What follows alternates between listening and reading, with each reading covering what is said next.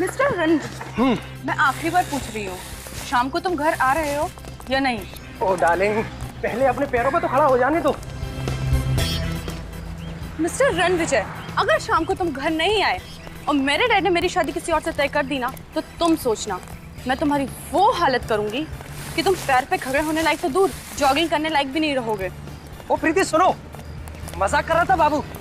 अरे भाई कितने बजे आना है अंकल से मिलने? तुम और घर आ रहे हो। Of course. और तुम्हारी जॉब? मुझे नौकरी मिल गई। क्या? हाँ। सच? हाँ। कहाँ? और तुमने मुझे बताया क्यों नहीं? अरे डार्लिंग, इसीलिए तो मैं तुम्हें पार्क की जगह यहाँ लेकर के आया हूँ। यहाँ क्यों? अपना नया ऑफिस दिखाने के लिए। कहाँ है तुम्हारा ऑफिस? दिखाओ ना। हो रहा। ओह माय गॉड, लाश।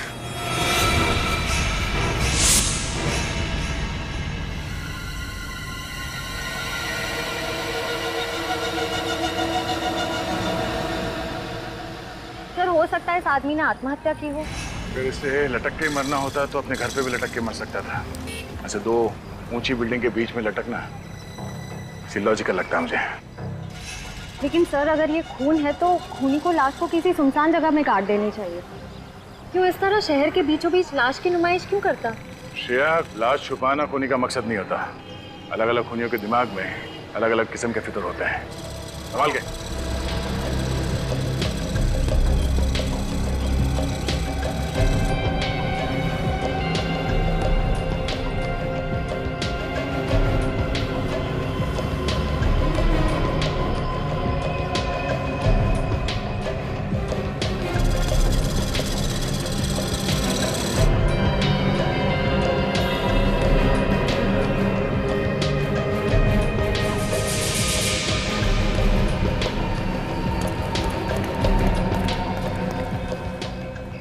शरीर पे कोई चोट या घाव का निशान तो दिख नहीं रहा है। फिर इसकी मौत कैसे हुई होगी? सर, हो सकता है इसे यहाँ लटका के मारा हो। जिंदा आदमी को ऐसे दो ऊंची बिल्डिंग के बीच में लटकाना कोई आसान बात नहीं है श्रेया। आदमी चीखेगा, चिल्लाएगा, अपने आप को बचाने की कोशिश तो करेगा। सर, इसका मतलब इसकी मौत पहले ही हो चुकी होगी जब खूनी ने इसकी लाश को ऊपर टांगा होगा। हो सकता निखिल, एक आदमी को ऐसे लटकाना किसी अकेले आदमी के बस की बात नहीं है। दो तीन लोग होंगे साथ में। हाँ सर, एक लाश को यहाँ से वहां तक लेके जाना और उसे लटकाना, ये सब करने में किसी ना किसी ने तो देखा ही होगा उन्हें। सर, जेब बिल्कुल खाली है, मोबाइल पर्स कुछ नहीं है। इस आदमी ने महंगी घड़ी पहनी हुई है, मतलब ये खून लूटने के इरादे से नहीं हुआ है। श्रेया, निखिल, इस बिल्डिंग के टेरेस पे जाके देखो। खूनी ने कोई ना कोई सुराग तो जरूर छोड़ा होगा इस बिल्डिंग के छत पे।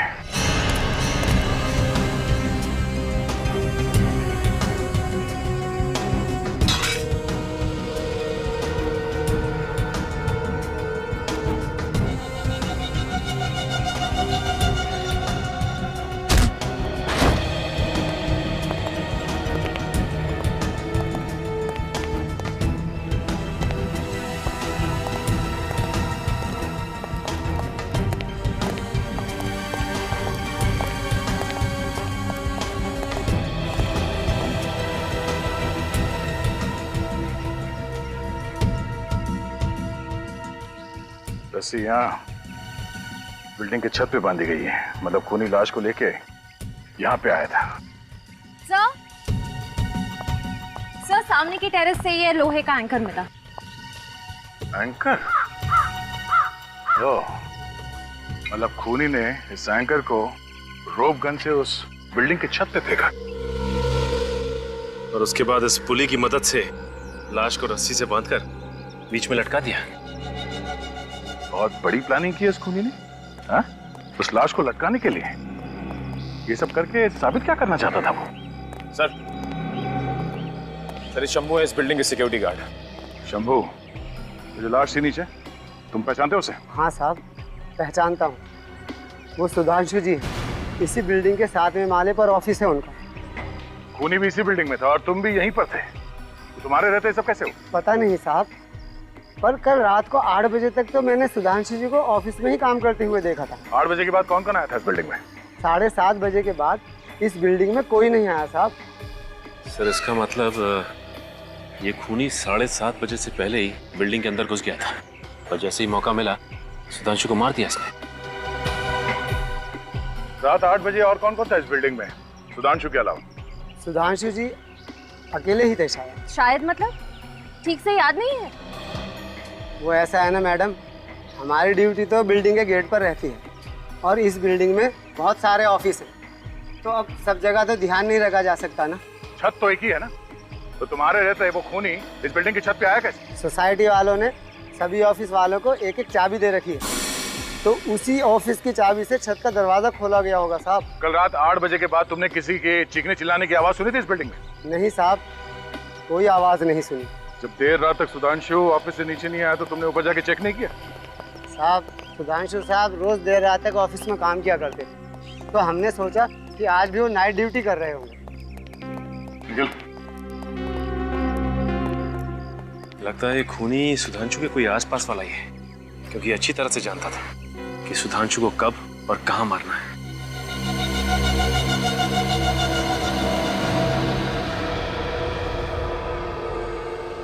ये देख रहे हैं आप, बस सुधांशु के सर पर यहाँ किसी भारी चीज से वार किया गया है। यार साळुंखे, ये कोई चोट है ही नहीं, सूजन है सूजन। तुम्हारे कहने का मतलब है कि इतनी सी सूजन की वजह से सुधांशु की मौत हो गई? नहीं, इस चोट की वजह से शायद सुधांशु बेहोश हुआ है।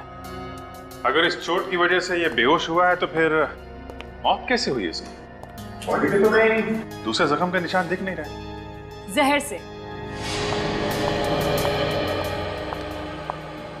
देखा कितनी ब्रिलियंट है तारिका जी, मुश्किल से मुश्किल सवाल का जवाब इनके पास रेडी रहता है। ये कौन सा जहर है? एथेन सैंडाइल ट्राइऑक्साइड। इथेन सैंडाइल ट्राइऑक्साइड? यार साळुंखे, ये नाम मैंने कहीं सुना हुआ लगता है। इथेन सैंडाइल ट्राइऑक्साइड, यार ये तो वही जहर है ना, स्लो पॉइजन, जो अविनाश कुमार के केस में इस्तेमाल हुआ था। देखा, इसे कहते हैं याददाश्त। कमाल है प्रतिमा, तुम्हारी याददाश्त अभी भी चीते की तरह से फुर्तीली है। ये वही स्लो पॉइजन है, वही जिसकी वजह से इंसान की मौत होने में कम से कम 4-5 घंटे लगते हैं। मतलब सर, पहले खूनी ने सुधांशु को जहर दिया, उसके बाद इसे छत पे ले गया और किसी भारी चीज से इसे मार के बेहोश किया और उसके बाद इसे रस्सी पे लटका दिया। पर सर, खूनी इतना झमेला करेगा क्यों? वो चाहता तो सुधांशु को एक आसान मौत दे सकता था ना। तड़पा तड़पा के मारना चाहता था वो सुधांशु को, तड़पा तड़पा के। ये खूनी है कोई सरफिरा। सर मुझे लगता है ये खून आपसी दुश्मनी की वजह से किया गया है, वरना किसी को मार के ऊपर लटकाने की और कोई वजह नजर नहीं आ रही है सर। हाँ अभिजीत, सही कह रहे हो तुम। और फिर जिस तरह से खून किया गया है, लगता है खूनी कुछ कहना चाहता था, हैं? शायद किसी को धमकी दे रहा है, और प्लानिंग भी खूब की इस खून के लिए सर। पहले से ही ऑफिस के बिल्डिंग में जाकर छुप के बैठ गया और जैसे ही मौका मिला अपना काम कर दिया। अच्छा, माउंटेनियरिंग का सामान जो मिला है, पता चला किस दुकान से खरीदा गया है? सर दुकान का पता लग गया है, अंधेरी में है। अंधेरी में? जाओ उस दुकान में और पता लगाओ किसने खरीदा था वो माउंटेनियरिंग का सामान। और अभिजीत, सुधांशु की बीवी से जाकर मिलो और उससे सुधांशु के बारे में सब कुछ पता लगाओ, सब कुछ।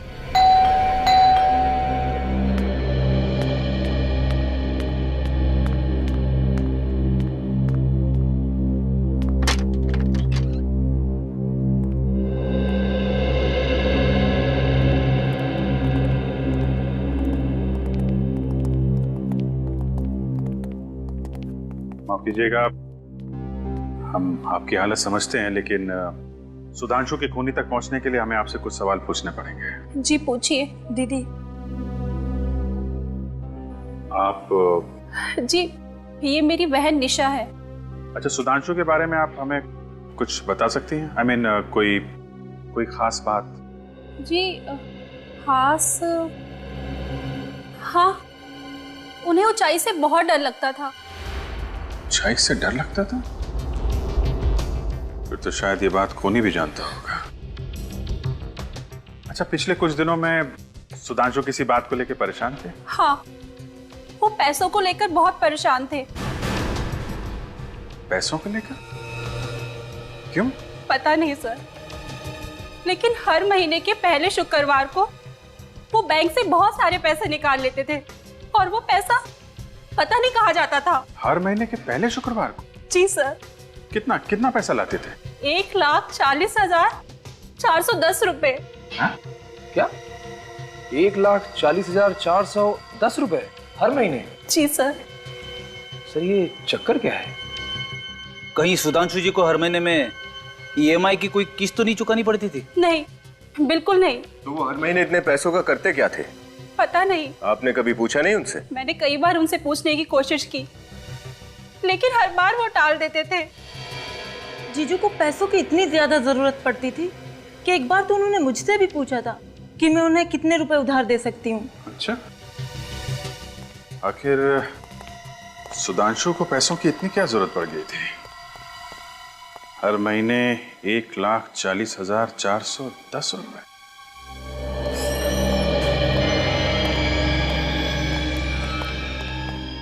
Good morning sir. Good morning. क्या देखेंगे सर आप? हाइकिंग वगैरह करते हैं? हाँ, कभी कभी करते हैं। हाइकिंग का सारा सामान मिलता है हमारे पास। वैसे कुछ सामान तो हम साथ में लेकर आए। क्यों? हम लोग CID से। सचिन, ये देख। पर ये बताइए कि सामान आपके यहाँ से खरीदा गया है क्या? हाँ सर, ये सामान रसिया में बनता है और सिर्फ मेरी ही दुकान पर मिलता है। आप बता सकते हैं किसने खरीदा होगा ये? क्या बात है, कुछ गड़बड़ हुई है क्या? एक खून हुआ है। खून? जी हाँ, इसी चीज से खून हुआ है। सर ये तो पहाड़ पर चढ़ने का सामान है, कोई चाकू बंदूक तो है नहीं। वो तो है, लेकिन क्या है कि आजकल खूनी खून करने के नए नए तरीके ढूंढते रहते हैं। आप रजिस्टर वगैरह चेक कीजिए, कंप्यूटर देखिए, बताइए किसको बेचा होगा।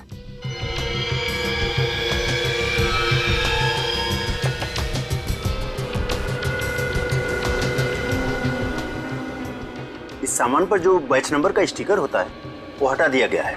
अब ये बताना मुश्किल है कि इसे किसने खरीदा था। कोई मुश्किल नहीं होगा। हमें ये मत बताओ कि पूरा शहर ऐसा सामान खरीदता रहता है।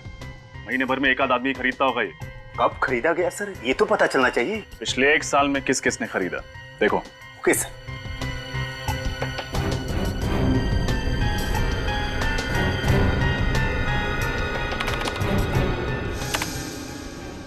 मिल गया सर, 10 लोगों ने। देखा, सिर्फ 10 लोगों ने। सर 10 लोगों का नाम पता नंबर तो मिल ही सकता है। शुरू हो जाओ। कल सुधांशु अपने ऑफिस से थोड़ी देर के लिए बाहर गए थे। हाँ, कल दोपहर को। और सर जब कल निकले ऑफिस से तो उनके पास एक बैग था, पर जब वापस आए तो वो बैग उनके पास नहीं था। सर जरूर उसके बैग में वही पैसे होंगे। हो सकता है। अच्छा, ये कितने बजे गए? दोपहर के 1:30 बजे। 1:30 बजे। और कितने बजे वापस आए थे? जल्दी आ गए थे, 1:45 के आसपास। 1:45 बजे? मतलब 15 मिनट के अंदर वापस भी आ गए? मतलब सर ये सुधांशु कहीं आसपास ही गया होगा? हाँ सर, पैदल ही गए थे, ज्यादा दूर नहीं गए होंगे। पैदल गए थे? अच्छा, तो जब ये वापस आए थे तो कैसे दिख रहे थे? I mean, उनका बर्ताव कैसा था? उनका बर्ताव तो वैसा ही था, पर उनके कपड़े क्या हुआ था कपड़ों में? उनके कपड़ों पर सीमेंट लगा हुआ था।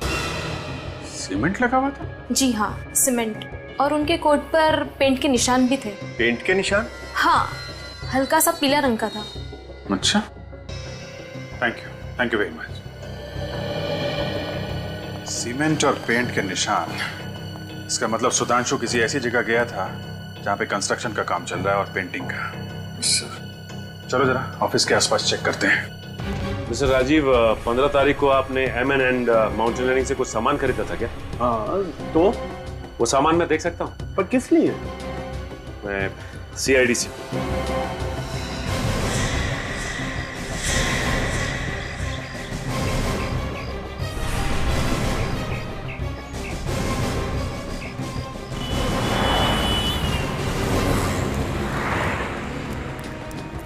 एक काम करो, आसपास देखो, वो अंडर कंस्ट्रक्शन बिल्डिंग मिलती है क्या? चेक करो।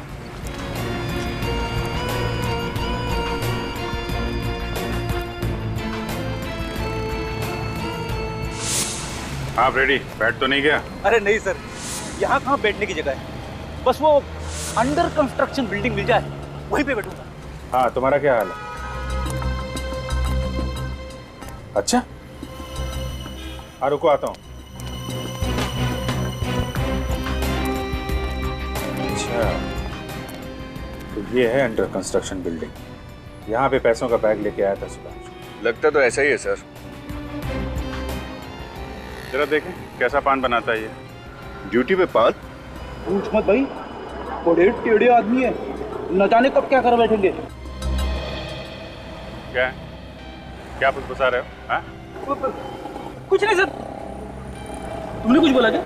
अरे सर, मैं क्यों कुछ बोलूं? मैंने कुछ नहीं बोला। मेरे कान बज रहे हैं। हाँ? चलो। अरे सुनो, इसे पहचानते हो? ये कौन है साहब? ये कल दोपहर को यहाँ पे आया था, 1-1:30 बजे के बीच में। हाँ, अब कुछ कुछ याद आ रहा है साहब। याद आ रहा है?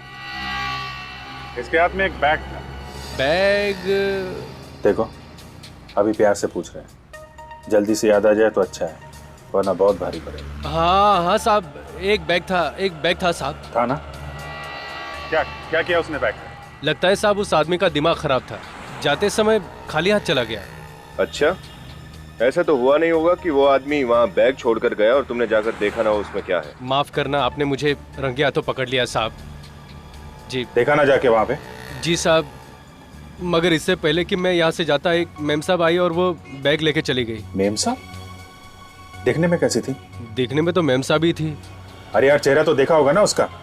नहीं साहब, चेहरा कहाँ देखा, वो मेरी निगाह तो बैग पे ही थी ना। नहीं देखा?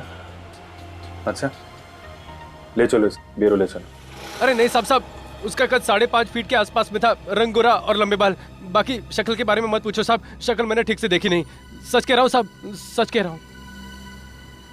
सर, सुधांशु की बीवी और साली 5.5 फीट से कम है, तो ये शायद कोई और ही होगी। इसका मतलब है इस गुनाह में एक लड़की भी शामिल है। हम अंकुश से मिलना चाहते हैं। आप लोगों ने आने में बहुत देर कर दी। 5 दिन पहले उनकी मौत हो गई है। मौत? I am sorry. कैसे हुई मौत? आग में जलकर। ये आग कहाँ लगी थी? उनके ऑफिस में। संभालिए अपने आप को। जिस चीज से वो जिंदगी भर डरते थे, उसी चीज ने उनकी जिंदगी छीन ली। मतलब ये अंकुश आग से डरता था? जी हाँ, उन्हें आग का फोबिया था।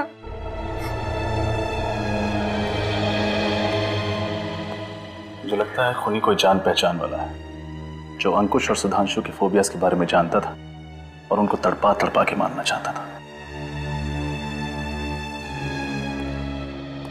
अच्छा, ये बताइए कि अंकुश ने 23 तारीख को कुछ माउंटेनियरिंग का सामान खरीदा था क्या? जी हाँ, खरीदा था। हम देख सकते हैं? पर उन्होंने कहाँ रखा है मुझे पता नहीं। माफ कीजिएगा, तब तो आपके घर की तलाशी लेनी पड़ेगी। Sure. Sure? Yes.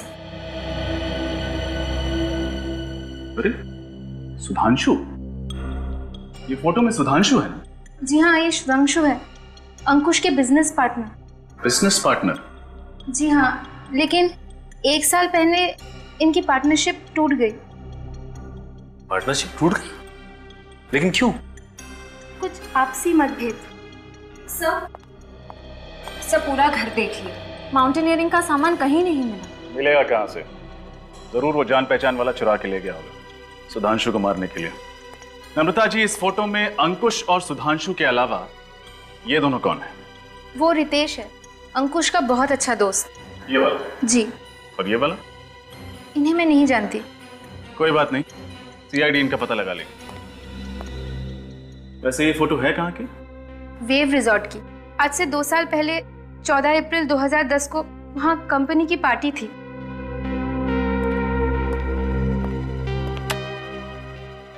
Wave resort, 14 अप्रैल 2010।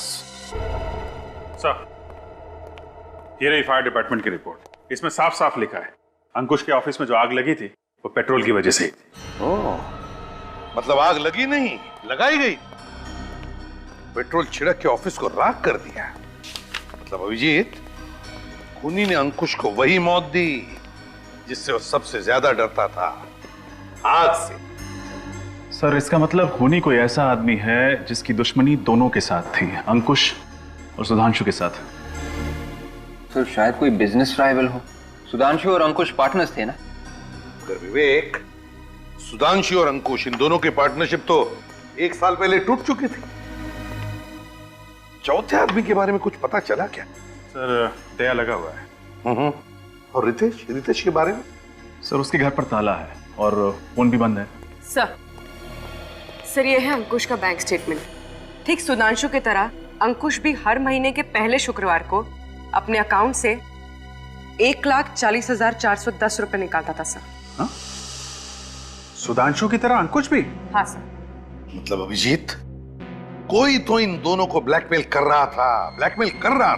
हाँ सर, कोई कॉमन एनिमी, एक ऐसा दुश्मन जो अंकुश और सुधांशु दोनों से बहुत ज्यादा नफरत करता था। और जब ब्लैकमेल के पैसे देने बंद कर दिए इन दोनों ने, तो इन्हें रास्ते से हटा दिया। मगर अभिजीत एक बात खटक रही है, वो रकम, ये ऑड अमाउंट। अभिजीत, अगर वो ब्लैकमेलर चाहता तो उनसे 1 लाख, 1.5 लाख या 2 लाख लेता। यही अमाउंट क्यों, ये ऑड अमाउंट 1,40,410, यही रकम क्यों? ओह, तो ये बात है। क्या बात है सर? सर लगता है इस रकम का राज समझ में आ गया है। ये देखिए, 14,410। तो इस खेल का राज समझ में आ गया अभिजीत। मतलब सर ये एक तारीख है, 14 अप्रैल 2010। करेक्ट विवेक, ये तारीख हमें अंकुश की बीवी नम्रता ने बताई थी। इसी तारीख पर ये फोटो खींची गई थी, उस रिसोर्ट में, एक पार्टी में। मतलब अभिजीत, इस सुधांशु और अंकुश की मौत का राज 2 साल पुरानी पार्टी में दफन है। 14/4/2010। अरे साहब, हमारे रिसोर्ट में हर हफ्ते 1-2 पार्टियां होती रहती हैं। अब 2 साल पहले कौन सी पार्टी हुई होगी, ये बता पाना मुश्किल है साहब। आपकी मुश्किल का इलाज है हमारे पास। इस फोटो को ध्यान से देखिए। ये फोटोज 14 अप्रैल 2010 की है। ओ, ये पार्टी? मैंने कहा था ना, आपकी मुश्किल का इलाज है हमारे पास। आप इस पार्टी के बारे में बात कर रहे हैं? क्यों, कोई खास बात हुई थी क्या इस पार्टी में? जी। क्या हुआ? हमारे रिसोर्ट में पहली बार पुलिस आई थी इस पार्टी की वजह से। दारू पी के झगड़ा शुरू कर दिया था क्या? नहीं सर, पार्टी तो शांति से खत्म हो गई थी, लेकिन गड़बड़ अगले दिन सुबह हुई सर। ऐसा क्या हुआ? सर इस फोटो में जो ये वाले साहब है ना, ये हमारे रिसोर्ट से गायब हो गए थे। पता ही नहीं चला कहाँ चले गए। फिर मिले नहीं थे क्या? नहीं सर, पुलिस ने काफी ढूंढने की कोशिश की पर कुछ पता ही नहीं चला। ये नाम क्या है इस आदमी का? इनका नाम कुछ वी से था सर। वरुण नहीं, विजय, हाँ विभोर नाम था सर। विभोर नाम था उसका? नहीं, ऐसा तो नहीं कि इन दोनों मौतों का संबंध विभोर के गायब होने से हो। सर मुझे लगता है इन तीनों दोस्तों ने कुछ गड़बड़ की है और विभोर के गायब होने में भी इन तीनों का हाथ है। विभोर गायब हुआ शायद इसलिए इनके खून हो रहे। 2 साल हो गया विभोर को गायब हुए, आज तक मिला नहीं। आखिर गया तो गया कहाँ? कहीं ऊपर तो चला नहीं गया? रेडी, आत्मा जाती है ऊपर, लाश नहीं। जमीन पे लाश तो मिलनी चाहिए थी ना। इसके परिवार वालों से पूछते हैं, देखते हैं वो लोग क्या कहते हैं। अरे साहब, आप उस 2 साल पहले वाली पार्टी के बारे में पूछ रहे हैं ना? हाँ, लेकिन तुम कुछ जानते हो क्या उसके बारे में? हाँ साहब, उस विभोर नाम के आदमी ने उस दिन बहुत दारू पी रखी थी। बहुत बोले तो बहुत, हिसाब के बाहर। तो क्या वो पी के गिर गया था यहाँ? नहीं सर, उसके 3 दोस्त लेकर गए थे यहाँ से। तुम्हें कैसे मालूम? साहब मैं यहीं था, पार्किंग में। विभोर से तो ठीक से चला भी नहीं जा रहा था। इन्हें पहचानते हो? यही तो थे वो तीनों जो विभोर को लेकर गए थे यहाँ से, और फिर थोड़ी देर बाद वापस भी आए थे। वापस भी आ गए? हाँ सर, लेकिन सिर्फ वो तीनों ही वापस आए। और ये विभोर, ये वापस नहीं आए? विभोर नहीं आया था। विनीत, इसका फोन नंबर ले लो। बस अब पक्का हो गया, उन तीनों ने ही विभोर को मार के कहीं पे गाड़ दिया है। और ये सब करते हुए उन्हें किसी ने देख लिया है और एक एक करके सबको ब्लैकमेल कर रहा है और सबका खून कर रहा है। लगता है अगला नंबर इस रितेश का है। रितेश के घर जाके देखा था? हाँ सर, उसके घर पे ताला लगा हुआ है, लेकिन उसका मोबाइल यहीं पे ट्रेस हुआ है, इसी होटल में। एक्सक्यूज मी, क्या आप इस होटल के मैनेजर हैं? Yes sir. हम आप ही को ढूंढ रहे थे। इस फोटो को देखिए, ये आदमी आपके होटल में ठहरा हुआ है? नहीं सर। ध्यान से देखिए, रितेश नाम है इसका। सर रितेश नाम का कोई भी गेस्ट नहीं ठहरा हमारे होटल में। वैसे आप लोग हैं कौन? CID। सुनो जी सर, ये फोटो देख, इसको देखा होटल में? ये तो उस कॉन्फ्रेंस में था सर। कॉन्फ्रेंस में? कैसी कॉन्फ्रेंस? एक्चुअली सर आज हमारे होटल में मरीन इंजीनियर्स की एक कॉन्फ्रेंस थी जिसमें बाहर से बहुत से लोग आए हुए थे। कहाँ है कॉन्फ्रेंस हॉल? हॉल नंबर 5 में सर। अभी चालू है कॉन्फ्रेंस? बस 5 मिनट पहले खत्म हुई है। एक्सक्यूज मी, ये जो कॉन्फ्रेंस के लिए बाहर से लोग आए थे, वो है क्या अभी? सर सारे चले गए सर। चले गए? अच्छा ये फोटो देखो, ये आदमी भी था क्या उनमें? ये तो लिफ्ट के अंदर जाते हुए दिखा सर। लिफ्ट के अंदर? तो नीचे गया होगा।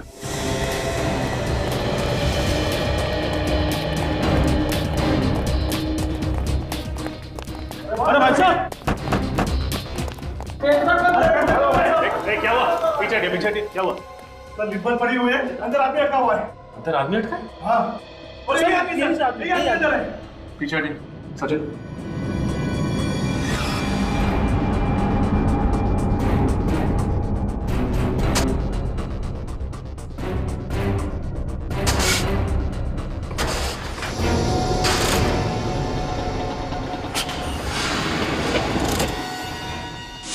बाहर निकालो।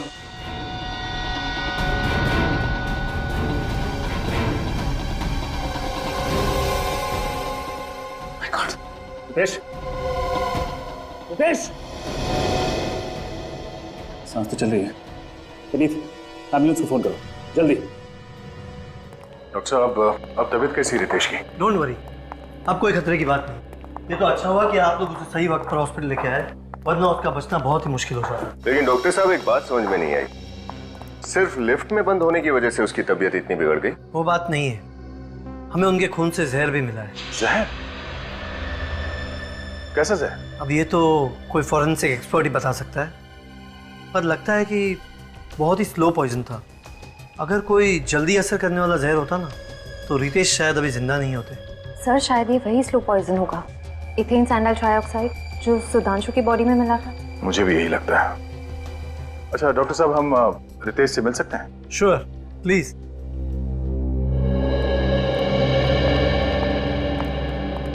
अरे सर,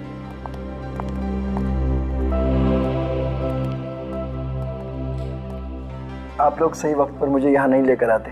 मेरा तो टिकट ही कट गया था, वो भी बिल्कुल फ्री में। नहीं नहीं नहीं नहीं, फ्री में नहीं, पूरे 1,40,410 रुपए में। 1,40,410?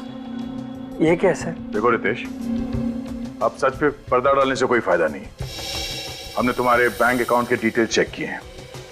तुम हर महीने के पहले शुक्रवार को 1,40,410 किसे देते थे? मैं? किसे? उसी को जिसे सुधांशु और अंकुश भी पैसे देते थे और जिसने उन दोनों का खून कर दिया, और तुम्हारे ऊपर भी तो हमला किया। मुझ पर किसने हमला किया मैं नहीं जानता, मैंने तो उसका चेहरा भी नहीं देखा। कमाल, उस आदमी ने तुम्हें जहर दिया, तुम्हें लिफ्ट में बंद किया, और तुम कह रहे हो कि तुम उसका चेहरा देख नहीं पाए? हाँ? जहर का तो मुझे पता नहीं सर, मैं होटल से बाहर जा रहा था, अचानक पीछे से किसी ने मुझे धक्का दिया और मुझे लिफ्ट में बंद करके चला गया। ये सब इतना जल्दी हुआ, मुझे उसका चेहरा देखने का वक्त ही नहीं मिला। अच्छा, उसने तुम्हें लिफ्ट में ही क्यों बंद किया? तुम्हें लिफ्ट का कोई फोबिया है क्या? लिफ्ट ही नहीं सर, मुझे हर बंद कमरे से डर लगता है, मुझे क्लस्ट्रोफोबिया है। देखा सर आपने, खूनी सबको दर्द भरी मौत देना चाहता है। उसने सुधांशु को ऊपर लटका दिया क्योंकि इससे वर्टिगो था, और उसने अंकुश को जला के मारा क्योंकि इसे पायरोफोबिया था, और इसे लिफ्ट में बंद कर दिया क्योंकि इसे क्लस्ट्रोफोबिया है। मतलब ये आदमी को इनके जान पहचान का ही है, जिसे मालूम था कि किस चीज से डर है। रितेश, कोई नाम आता है तुम्हारे दिमाग में? नहीं सर। हमारे दिमाग में एक नाम आता है। किसका? विभोर। विभोर? आप लोग विभोर को कैसे जानते? हम तो उस पार्टी के बारे में भी जानते हैं जो 14 अप्रैल 2010 को हुई थी वेव रिसॉर्ट्स में। 14 अप्रैल 2010? ये रकम 1,40,410 वहीं से आया है ना? बताओ उस रात क्या हुआ था एग्जैक्टली, जिसकी वजह से तुम लोगों को ब्लैकमेल किया जा रहा था, जिसकी वजह से खून हो रहे हैं? उस रात? हाँ हाँ बोलो, क्या राज है उस रात का? कहाँ है ये विभोर? उस रात विभोर ने बहुत शराब पी रखी थी, उसे सीधे चलने को भी नहीं हो रहा था। हम लोगों ने सोचा इसको थोड़ा घुमा लाते हैं, थोड़ा ठंडी हवा लगेगी तो शायद शराब का नशा कम हो जाएगा। यही सोचकर अंकुश ने गाड़ी निकाली और हम चारों गाड़ी में बैठकर रिसोर्ट से बाहर निकल गए। रिसोर्ट से थोड़ी दूर जाकर एक खाई थी, अंकुश ने गाड़ी वहीं पे रोक दी और हम चारों वहीं पे बैठ गए और बातें करने लगे। क्या बात करने लगे? इधर उधर की बात जो दोस्तों में होती, थोड़ा हंसी मजाक, एक दूसरे की टांग खींच रहे थे। और थोड़ी देर के बाद हम एक दूसरे के डर के बारे में बातें करने लगे। डर? कैसा डर? हाँ, डर। हर इंसान को किसी न किसी चीज से डर जरूर लगता है।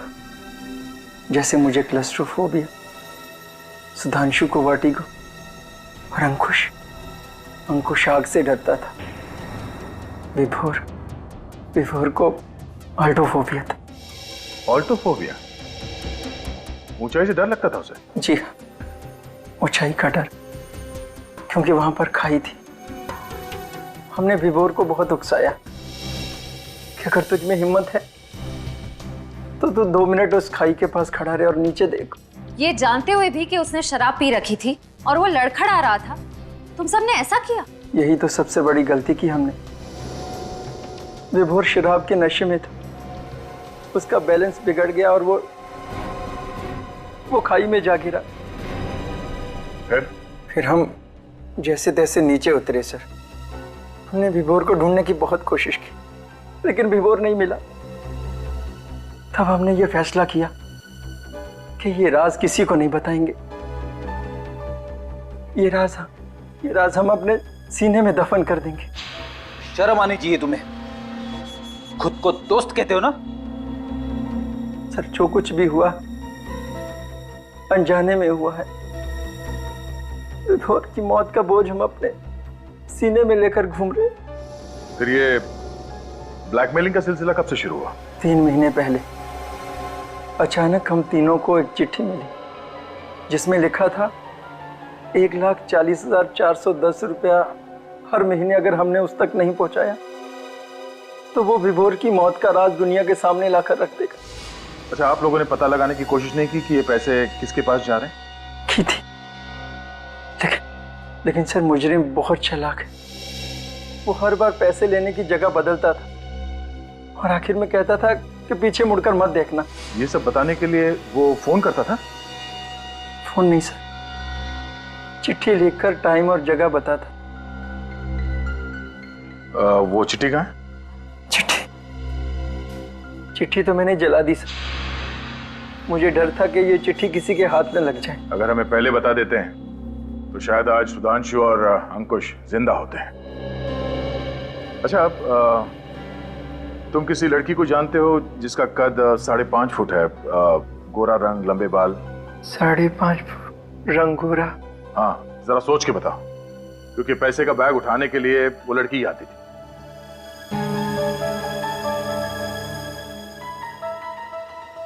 ओह माय गॉड, कहीं ये मनीषा तो नहीं? मनीषा? ये मनीषा कौन है? विभोर की पत्नी। विभोर की पत्नी? कहीं वही तो नहीं कर रही है सब अपने पति की मौत का बदला लेने के लिए? हाँ? इस विभोर का एड्रेस बताओ।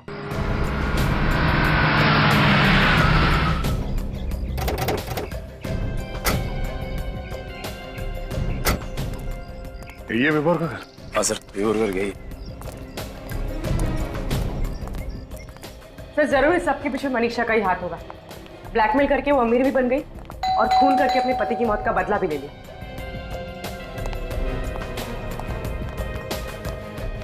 अरे सुनिए, आप लोग कौन है और यहाँ पे क्या कर रहे हैं? लोग सीआईडी से हैं। सीआईडी? हाँ। क्या बात है सर, आप लोग इस घर में किसे ढूंढने आए? मनीषा को, विभोर की पत्नी। सर ये घर तो पिछले 1-1.5 साल से बंद पड़ा हुआ है, यहाँ पर कोई नहीं आता जाता। सर सुनने में आया था कि विभोर मर चुका है, ये बात सच है क्या? हाँ लगता कुछ ऐसे ही है। वैसे पिछले 1-1.5 साल में इस घर में कोई भी नहीं आया? नहीं सर। ठीक है, आप जा सकते हैं। Thank you. पिछले 1-1.5 साल से यहाँ कोई नहीं आया, तो फिर इलेक्ट्रिक बिल, कुरियर, चिट्ठी कुछ तो होना चाहिए था लेटर बॉक्स में। कुछ नहीं। चलो अंदर चल के देखते हैं।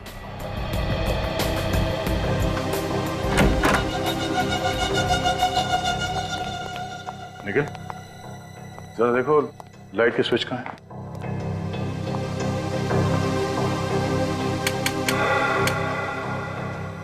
देखा सर, घर में लाइट अभी भी है, कनेक्शन कटा नहीं है। इतना ही नहीं, फर्श भी एकदम चकाचक है। अच्छा तो कहीं भी मकड़ी का जाला नहीं है। ऐसा लगता है यहाँ हर रोज साफ सफाई हो रही है। निखिल जरा ऊपर चेक करना।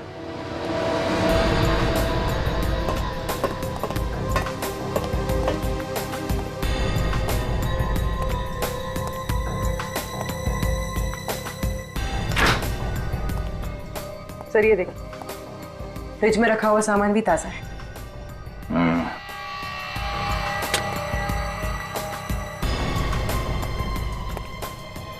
सर ऊपर भी घर एकदम साफ सुथरा है।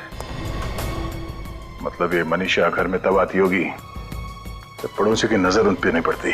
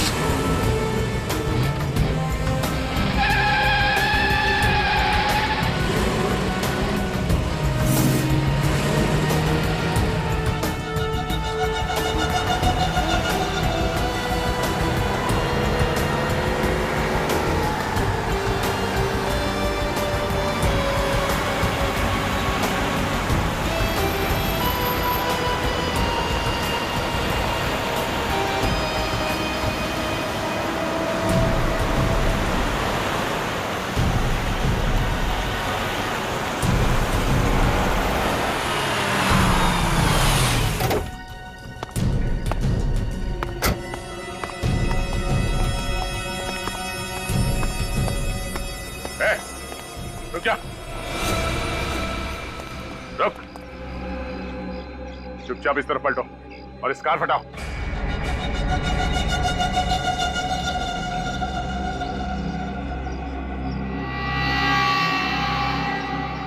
कार हटाओ।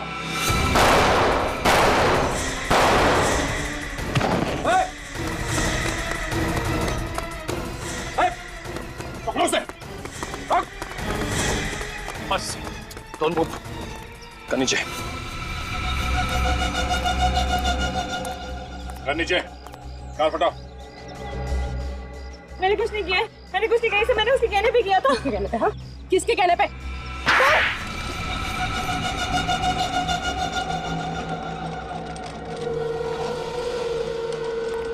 आइए आइए मिस्टर विभोर। स्वर्गलोक से नीचे धरती में आने में कोई दिक्कत तो नहीं हुई आपको? आप मेरा मजाक उड़ा रहे हैं? मजाक? मजाक तो आपने किया अपने दोस्तों के साथ। अपनी झूठी मौत का नाटक करके पहले ब्लैकमेल किया और फिर उन सबको ऊपर पहुंचा दिया। नहीं, ये झूठ है। हाँ, मैंने उन्हें ब्लैकमेल जरूर किया था, लेकिन मैंने किसी का खून नहीं किया है। क्यों कर रहे थे तुम ब्लैकमेल? क्योंकि मुझे उन्हें सजा दिलानी थी। मेरे साथ जो अन्याय हुआ उसका बदला चाहता था मैं। क्या बात है, बड़ी अच्छी सजा है। उनसे लाखों रुपए ऐंठ के तुम्हें इंसाफ मिल गया। मेरी हालत देख रहे हैं ना आप, चल फिर भी नहीं सकता। नर्क से बदतर जिंदगी बना दी उन लोगों ने मेरी। इसके बदले में थोड़े पैसे मिल गए तो क्या गलत किया? इसी बदले की आग को मिटाने के लिए तुमने अंकुश को आग में जला दिया और सुधांशु को लटका दिया। हाँ? मैं उन्हें क्यों मारूंगा? उनकी मौत की वजह से तो मुझे पैसे मिलने बंद हो गए। और इस हालत में ऐसा कर भी कैसे सकते हैं? अच्छा, तो कौन है वो आप लोगों का चाहने वाला जो आप लोगों के लिए इन तीनों से बदला ले रहा है? हाँ? एक बात बताओ, उस 14 अप्रैल 2010 को एग्जैक्टली हुआ क्या था वहां पे? सोच समझ के बताना। उस रात मैंने कुछ ज्यादा ही शराब पी ली थी। ठीक से चल भी नहीं पा रहा था मैं। तभी सुधांशु, रितेश और अंकुश ने मुझे कार में बिठाया और मुझे खाई के पास ले गए। उन्हें अच्छी तरह मालूम था कि मुझे ऊंचाई से डर लगता है। मेरा यही डर दूर करने के लिए उन्होंने मुझे खाई के किनारे खड़ा कर दिया। और फिर शराब की वजह से तुम्हारा बैलेंस बिगड़ा और तुम खाई में गिर गए। नहीं, मेरा बैलेंस बिगड़ा नहीं था। किसी ने मुझे पीछे से धक्का मार दिया। धक्का? किसने धक्का दिया तुम्हें? पता नहीं। उस वक्त वहां उन तीनों के अलावा और कोई मौजूद नहीं था। इसका मतलब है उन तीनों में से कोई। सर, मेरी तो कुछ समझ में नहीं आ रहा। अंकुश और सुधांशु मर चुके हैं, रितेश की जान जाते जाते रह गई है और विभोर तो इस हालत में है ही नहीं कि वो किसी की जान ले सके। तो सर, कौन है वो पांचवा आदमी जिसे हम लोग देख नहीं पा रहे?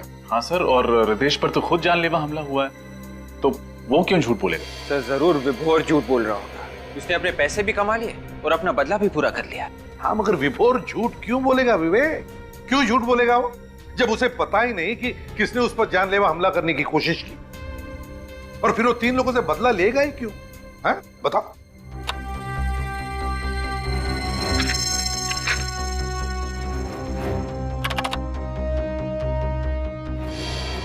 ये रितेश उस दिन होटल में कोई कॉन्फ्रेंस अटेंड करने गया था ना? Yes sir.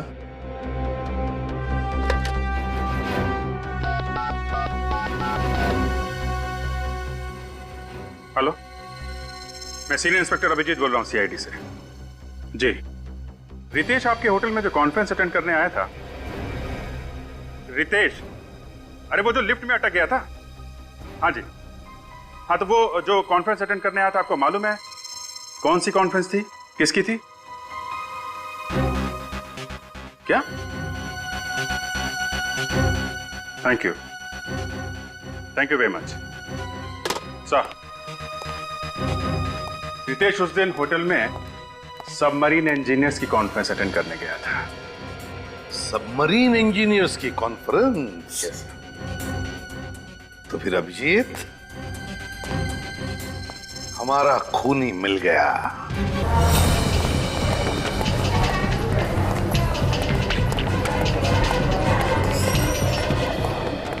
रितेश का? वो ब्लड टेस्ट के लिए गए हैं। ब्लड टेस्ट के लिए? एटेंडेंट को फोन करके बोलो उसे वहीं रोके। पर बात क्या है? वो बोला जाए वही करो, जल्दी।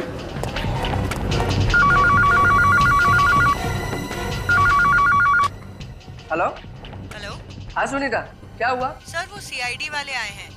बोल रहे हैं रितेश को कहीं जाने मत देना। रितेश तो मेरे सामने ही बैठा है, वो कहाँ जाएगा? क्या हुआ? कहाँ गया वो? सर, वो बाहर की तरफ गया है। तुम ठीक हो? रेडी, डॉक्टर बुलाओ जल्दी। निखिल, इस तरफ देखो।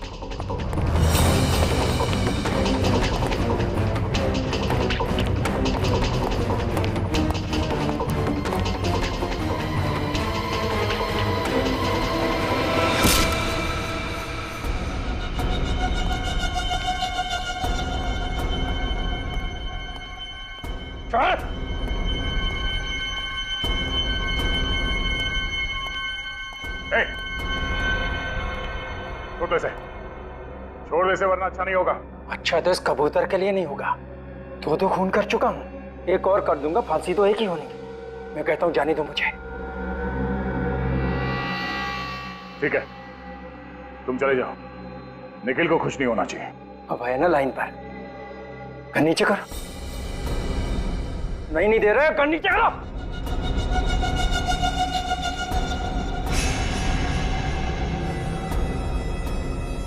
नहीं दे रहा, कर नीचे कर।